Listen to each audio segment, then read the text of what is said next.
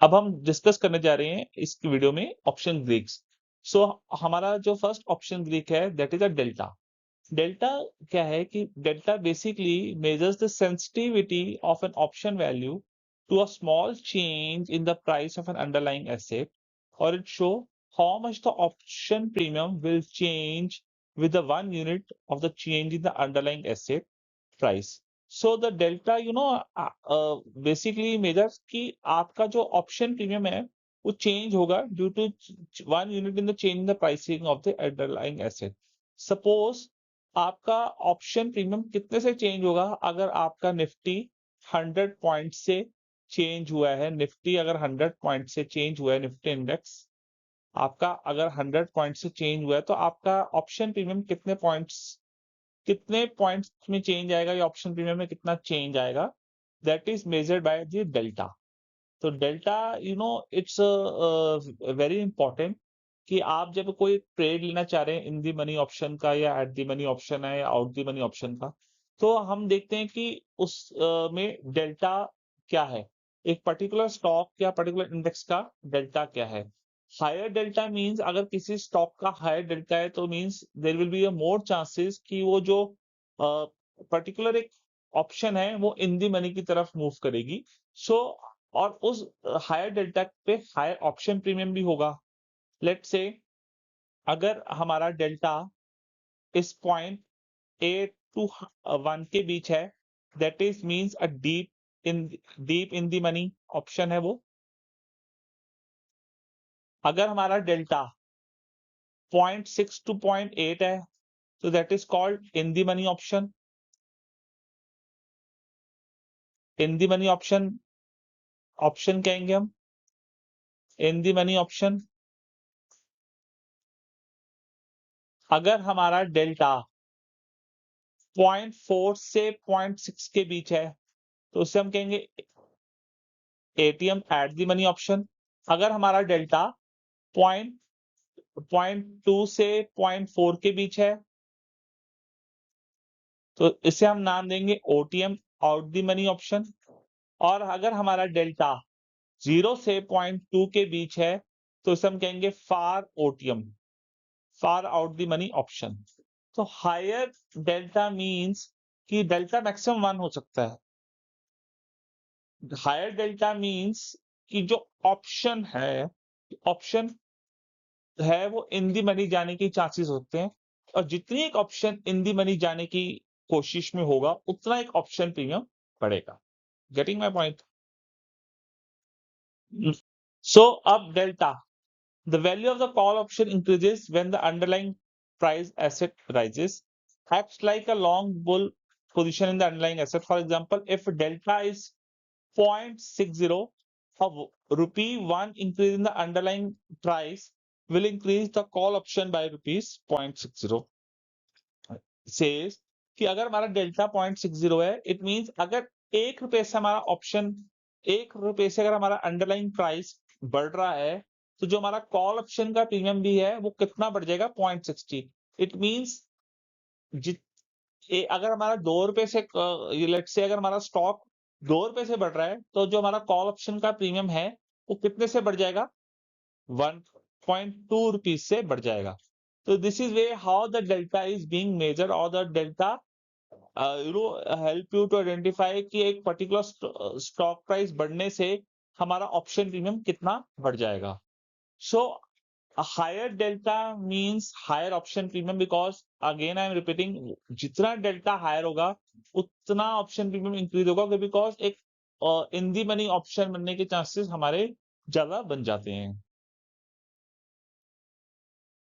So call option, this, as you know, in a call option, the seller takes an opposite position to the buyer, losing values underlying prices. अगर delta, अगर call option का delta, call option buyer का delta 0.60 है तो seller का delta होगा -0.60 because seller takes an opposite position when compare to the buyer. अगर अगर आप ऑप्शन राइट कर रहे हैं और अगर डेल्टा उसका ज्यादा है तो उस केस में क्या होगा, जो ऑप्शन है वो इन दी मनी बनने की चांसेस ज्यादा होंगे और आप अपना जो नुकसान है आपका ज्यादा होगा। रिमेंबर कि हमने डिस्कस किया था कि जब एक option writer loss becomes unlimited, option writers के जो लॉस हैं that becomes unlimited when buyer of an option when buyer of an option exercise the option when buyer of an option exercise the option और buyer कब कर exercise option, जब possibility in the money की होती है, इन the money की option की possibility होती है, बायर एक्सरसाइज दी ऑप्शन। सो उस केस में ऑप्शन राइटर के जो लॉसेस हैं वो अनलिमिटेड की तरफ मूव करते हैं। अगर अगर बायर ने ऑप्शन नहीं एक्सरसाइज की तो जो ऑप्शन का प्रीमियम आया वो ऑप्शन राइटर के लिए प्रॉफिटेबल है। तो जैसे जैसे अगर एक पर्टिकुलर स्टॉक का डेल्टा बढ़ेगा, कॉल ऑप्शन बायर का अगर डेल्टा बढ़ता है तो जो सेलर का डेल्टा है वो नेगेटिव जाता है और सेलर की जो पॉसिबिलिटी है लॉसेस होने की, सेलर की जो पॉसिबिलिटी है लॉसेस होने की वो उस हिसाब से इंक्रीज हो जाती है। So friend this is an option Greeks और हम अब इसमें डिस्कस करते हैं कि निफ्टी की अगर हमने बात करें, निफ्टी की अगर हम बात करते हैं, ये हमारे पास रिकॉर्ड्स हैं। तो जैसे जैसे आप देखो निफ्टी का स्ट्राइक प्राइस अगर हम बात करते हैं कॉल की, तो पहली बात देखिए आप 23,250 स्ट्राइक प्राइस है और हम कितना कॉल ऑप्शन प्रीमियम उसका भी मार्केट में फ्लोट कर रहा है, 489 रुपीज। और जैसे जैसे आप देखिए स्टॉक प्राइस आपका रिड्यूस होगा, स्ट्राइक प्राइस रिड्यूस होगा, उसी तरह ये ऑप्शंस प्रीमियम्स भी आपके रिड्यूस होंगे, उसी तरह आपके ऑप्शंस प्रीमियम रिड्यूस होंगे। एज आई सजेस्ट कि जितना एक ऑप्शन की इंट्रिंसिक वैल्यू ज्यादा होगी या उसका स्ट्राइक प्राइस लो होगा, उतनी एक ऑप्शन इन दी मनी बनने की उसकी एक पॉसिबिलिटी होगी। और जिन ऑप्शंस के स्ट्राइक प्राइस लोअर होते हैं, नेचुरली बात है उनकी इंट्रिंसिक वैल्यू हायर होती है, जैसा कि आप देख सकते हो स्ट्राइक प्राइस लोअर है और इंट्रिंसिक वैल्यू हायर है एज कंपेयर टू दिस। देखिए यहाँ पर स्ट्राइक प्राइस हायर है पर intrinsic value low, strike price sorry lower strike price higher intrinsic value higher delta. There is a positive relationship between the delta and the intrinsic value. जितना ज्यादा delta होगा उतना intrinsic value stock का ज्यादा होगा, और inverse relationship between the delta and the strike price कि lower the strike price higher the delta, लो higher the strike price lower it will be the delta.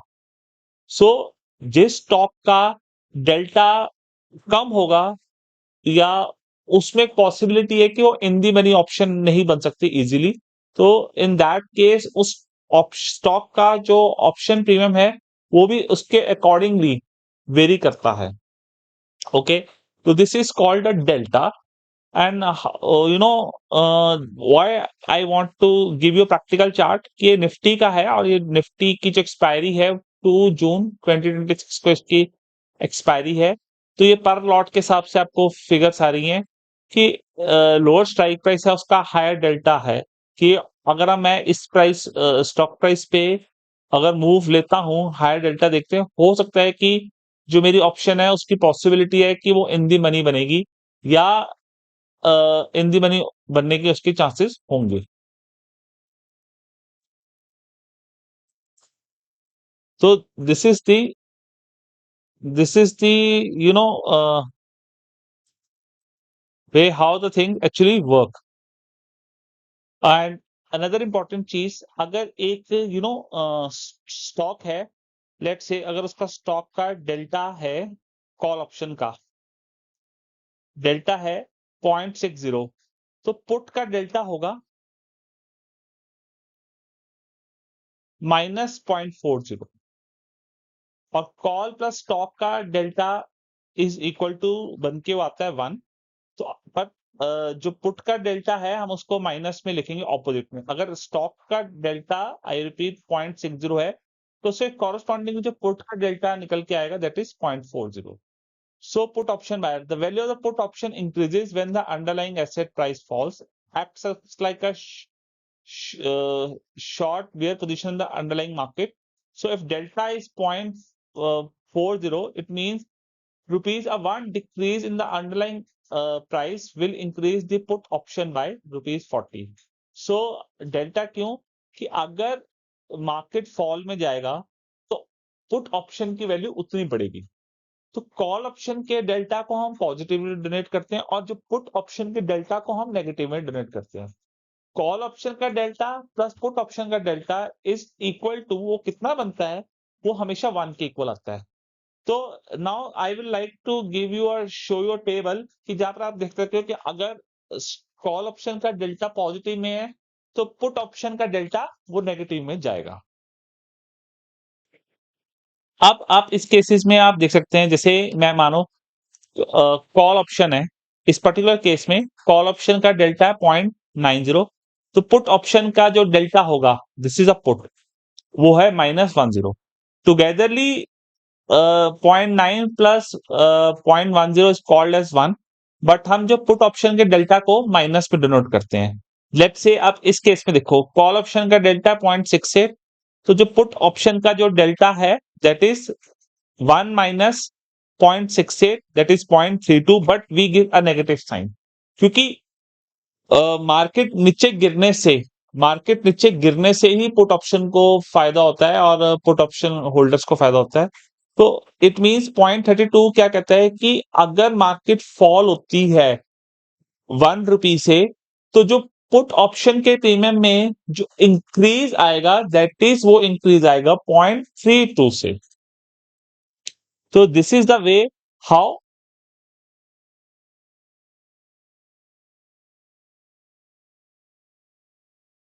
अब ये फ्रेंड्स, ये गामा क्या है? Basically gamma is the measures the rate of change of delta with respect to a 1 unit change in the price of the underlying asset. So gamma basically measures करता है कि किस rate से जो हमारा डेल्टा है वो इन दी मनी की तरफ मूव करने की कोशिश करता है। मतलब कि gamma push the delta in a such a way that option becomes in the money option. So delta measures, it basically measures the rate, how the delta change with the change in the price of the underlying asset, how fast the delta change. So it is called as a second variant of the delta gamma. ये major करता है कि delta कितनी जल्दी move कर रहा है। So it is known as the second derivative the option price with respect to the underlying price. As I suggest, higher gamma is beneficial at increasing the option delta quickly when the underlying prices move favorably, and higher gamma poses a risk since adverse price movement can rapidly increase losses. तो जैसे अगर higher gamma होगा वैसे in the money option बनने की संभावना होगी, possibility होगी। बायर ऑफ द ऑप्शन चाहे कॉल है चाहे पुट है उसको मुनाफा होगा। जब कॉल और बायर ऑप्शंस को मुनाफा होने के चांसेस होंगे तो जो उसके काउंटर पार्ट पे जो एक ऑपोजिट पोजीशन लेके बैठा है सेलर, उसके लॉसेस बढ़ने की पॉसिबिलिटी ज्यादा होगी। So higher gamma is favourable for the buyers of the option and the higher gamma is unfavorable for the sellers of the option.